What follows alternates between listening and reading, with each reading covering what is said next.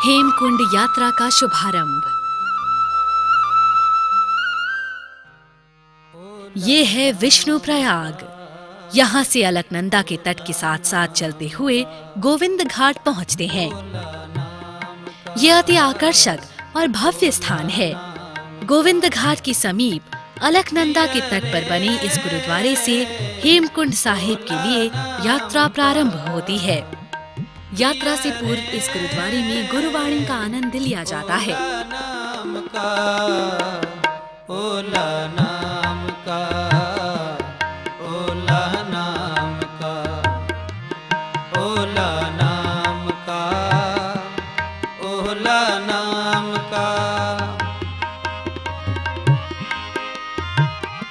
आइए अब चलते हैं हेमकुंड साहिब की ओर। ये मार्ग पैदल, खच्चर, पालकी व कंडियों द्वारा तय किया जाता है।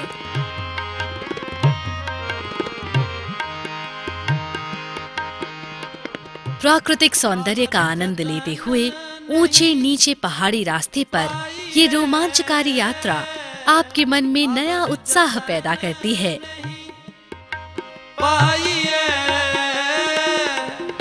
वड्डे पाग हर त्याइए, वड्डे पाग हर त्याइए। मार्ग में आने वाली कठिनाइयों पर विजय पाते हुए हम घांघरिया गांव में पहुंच चुके हैं। ये वो गांव है जिसने फूलों की घाटी को नष्ट होने से बचाने के लिए अपना अमूल्य सहयोग दिया। यहीं से मार्ग विभाजित होकर एक रास्ता फूलों की घाटी की ओर भी जाता है।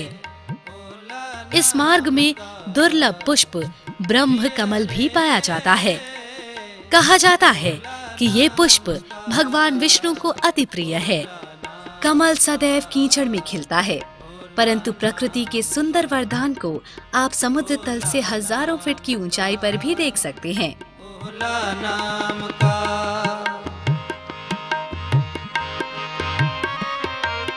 फूलों की घाटी के अतिरिक्त यहाँ पर और भी अन्य कई स्थान हैं जहाँ जाया जा सकता है।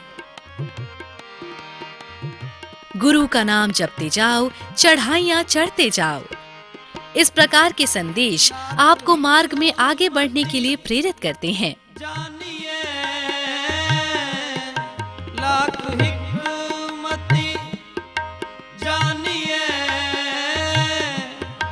आगे तिल नहीं मानिए।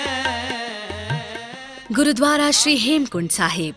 राति जाए सुने गुरबाणी, राति जाए सुने गुरबाणी। यही वो पावन स्थल है जिसको गुरु गोविंद सिंह जी ने तपस्या के लिए चुना था।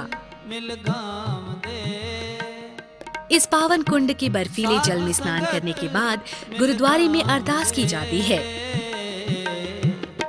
रात जाए सुने गुरबाणी, रात जाए सुने गुरबाणी।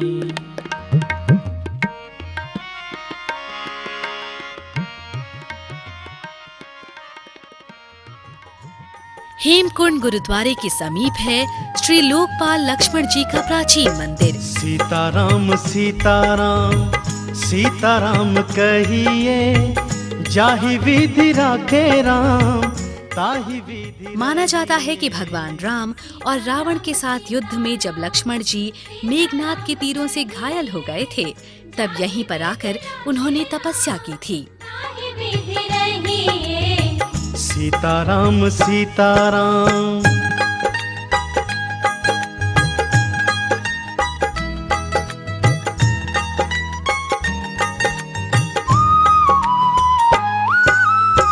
मुख में हो राम नाम, राम। हेमकुंड साहिब व लक्ष्मण सिद्ध मंदिर के दर्शन कर आइए अब बद्रीनाथ यात्रा के लिए वापस गोविंद घाट चलते हैं।